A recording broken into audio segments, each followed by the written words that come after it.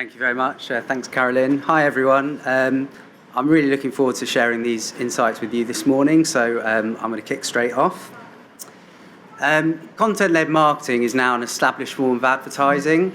Advertisers are spending vast sums of money creating content. Media owners are forming specialist teams and in some cases restructuring entire departments to provide the best solutions to its advertisers. And actually over the next few years it's anticipated that this area will account for a greater share of advertising budgets and spend will increase significantly. So as an industry it looks like we're fairly confident that content-led marketing is an effective advertising medium. However, this is actually based on very little evidence. Almost half of marketeers in the US and Australia say measuring the effectiveness of a content-led marketing campaign is a challenge. And this probably isn't too surprising. This approach is in its infancy compared to other more traditional forms of advertising. So understanding effectiveness is absolutely crucial to optimizing future campaigns and ensuring maximum impact for the brands involved. Media owners and advertisers will use analytics data as a means of proving effectiveness, anything from click-throughs to impressions and dwell times. And we all agree that these numbers are important, but behavioural data only tells us a partial story. And in some cases, brands and publishers will apply standard advertising effectiveness techniques to understanding the success of a campaign, and they're absolutely right to do so. But there's a big elephant in the room here, is that the majority seem to be ignoring the most important aspect, which is the content itself. So content-led marketing is not like a pre-roll or a banner ad, and we don't think that advertising effectiveness and digital analytics alone fully gets to the bottom of true engagement and effectiveness. We need to know the full story. So we wanted to understand how consumers really engage with content-led marketing and what this means for the brands involved. There's a challenge here though. To put it simply, our brains are split into two systems. Our subconscious brain produces the fast, intuitive and instantaneous decisions that we make every day. Our conscious brain needs to work a bit harder. So when we ask consumers what they think about a piece of content, they'll often use the conscious part of their brain when answering. So for something as complex as capturing true engagement, we knew that using normal research techniques might not paint the whole picture. So we needed a research solution which could tap into this unconscious mind. And this led us to the idea of teaming up with Crowd Emotion to test content-led marketing using facial coding. So simply put, the concept of facial coding is that we reveal our true emotions by our facial expressions. And we may seek to conceal these, but the underlying emotion we experience still registers on our face. And this means that our face never lies. And we were confident that this would provide the best measurement of engagement with content-led marketing because it's what people actually feel rather than what they claim to feel. So we spoke to a representative sample of digital consumers of English language international news in each of the 6 markets listed here. The research was conducted using an online survey with most elements comprising of a test and control approach. So some groups were shown the content with the brand labelling and the supporting advertising, others were shown the content without it. Samples are then matched on key demographics to ensure that any differences towards the content and the advertiser was purely a result of exposure. So how does it all work? Well, the respondents' webcams record their facial expressions as they consume the content. The facial movements are recorded and then coded into 6 possible emotions. And it's really important to point out that displaying any of these emotions are a sign of engagement, but they shouldn't be taken as literal. So for instance, puzzlement can mean a number of different emotional states, such as being intrigued or deep in thought. So, here's an example of the emotional response to a piece of content. Anything upwards is an above average response for that emotion, and anything pointing downwards is a below average response. We also invited an exclusive panel of senior executives from media agencies, key global advertisers, and the world of academia to view the content and rate each piece for the presence of a number of key factors. These results help us to understand why consumers are responding the way they are. So facial coding has mainly been used for testing video, but we thought it would be really interesting to focus on text and images, something that has never really been done before. We tested a number of pieces of content, but in this presentation, I'm going to focus on one in particular, which is called Island Life Sumptuous Seafood. It's a piece for the Hainan Tourist Board.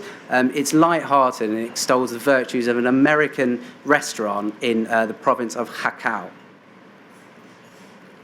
So what does the research tell us? So I'm going to talk through 4 really exciting findings, and then I'll take you through each of these in more detail throughout the presentation. So the first key finding is that we see heightened engagement where brand involvement is fully transparent. When a campaign is properly executed, content-led marketing is trusted and persuasive. We also see a powerful emotional impact for the brands. And finally, when you reference the brand within the narrative of the content, it works much harder for the advertiser. As I just mentioned, the first key learning is that consumers are much more engaged and receptive to content-led marketing where brand involvement is fully transparent.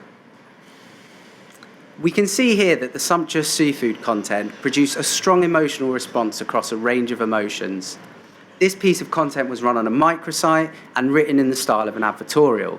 So we can see that respondents have clearly engaged with the content, but without the transparency, in this case the advertisement feature labelling, respondents sense that something isn't quite right.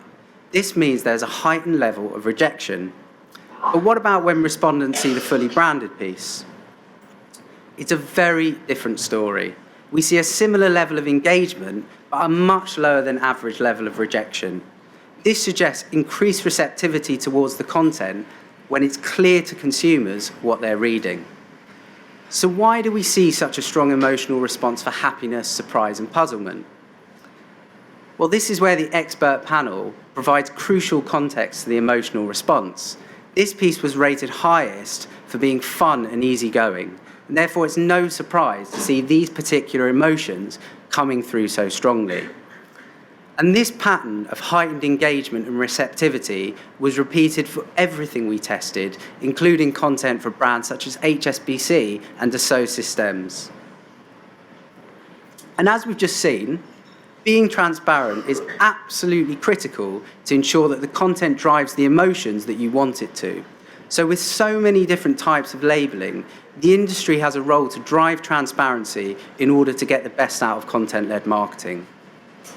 So why is this content so engaging? Well, because properly executed, content-led marketing can be trusted and persuasive. To put it simply, it's all about quality. So as long as consumers judge the content to be worthy of the environment it's sitting in, they'll find it to be informative and interesting.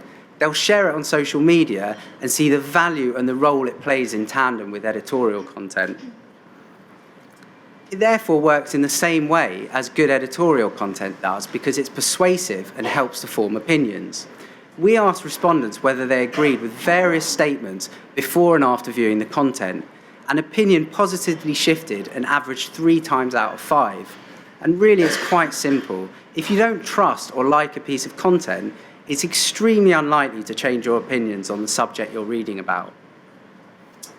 And like editorial content, environment plays a really important role in its persuasiveness. So consumers are much more trusting of content-led marketing when placed in a premium environment.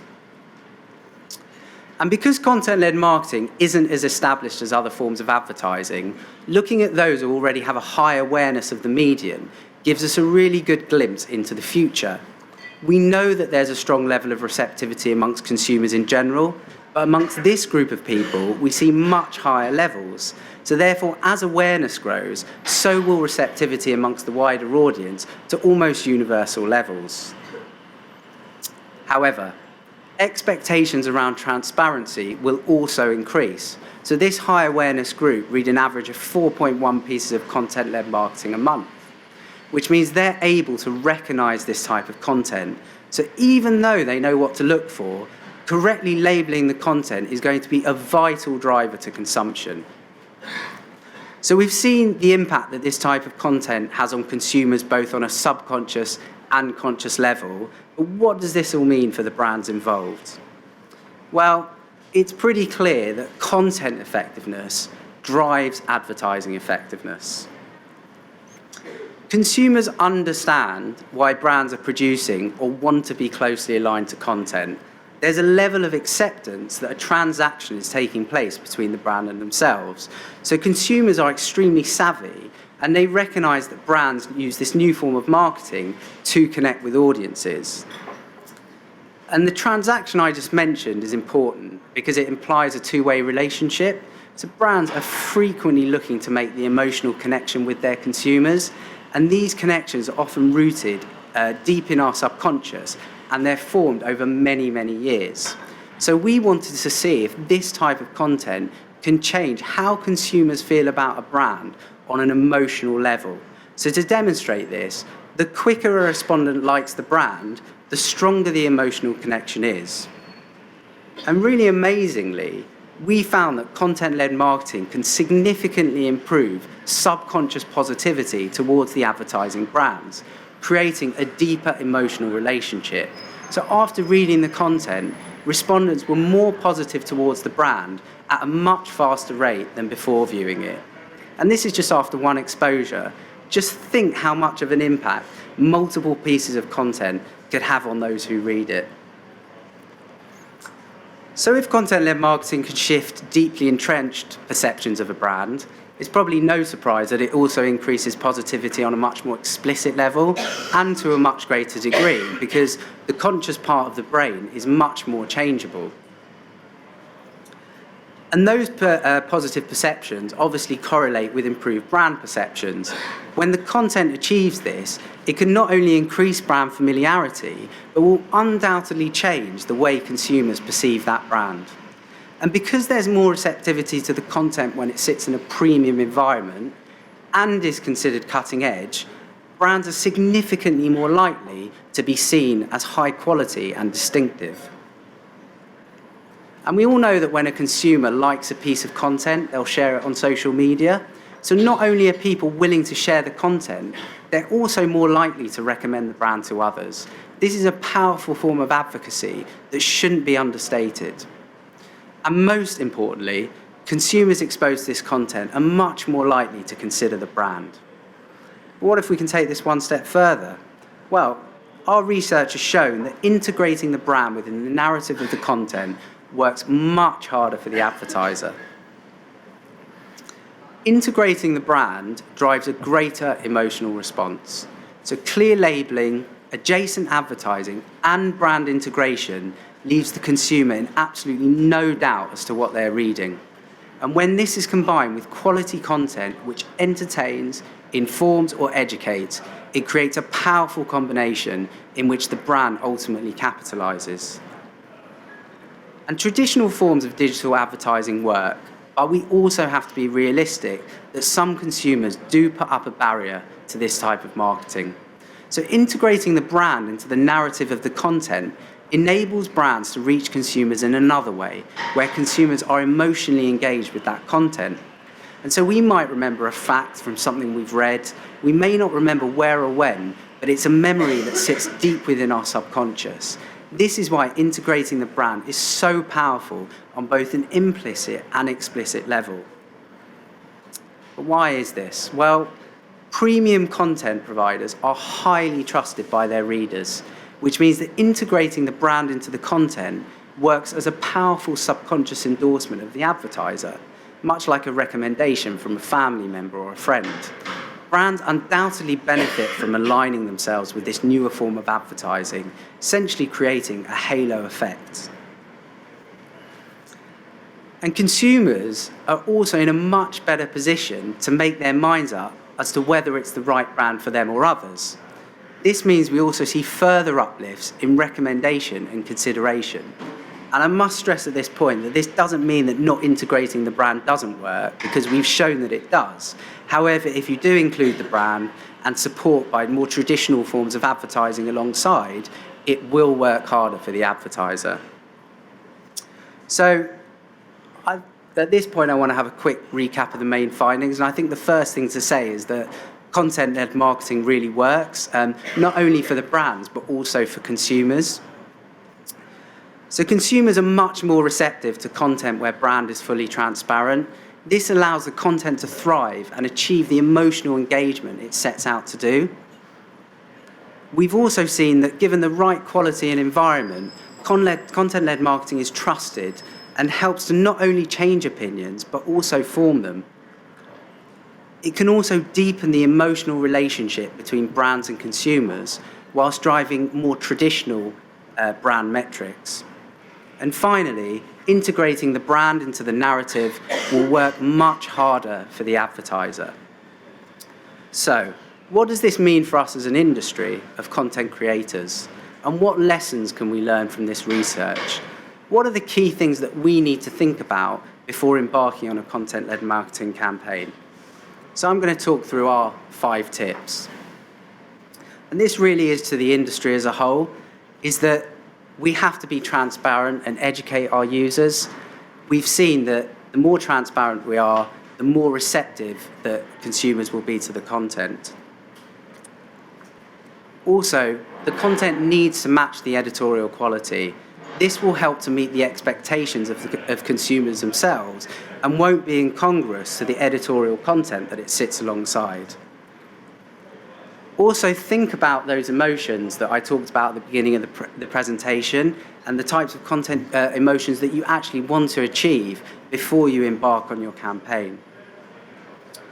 Also, if editorially justified, do integrate the brand within the content because it will work harder, but it shouldn't just be sitting there for no reason. It needs to add value to the story. And also, we know that consumers are more receptive to content in a premium environment. So if you place it in that environment, it will allow the content to flourish and will give it the credibility it deserves. So at that point, I'm going to hand back to Carolyn. There will be a Q&A at the end of the panel discussion. So if you have any questions about the research, please do ask, or else I'll be around afterwards if you want to come and speak to me about it. Thank you very much.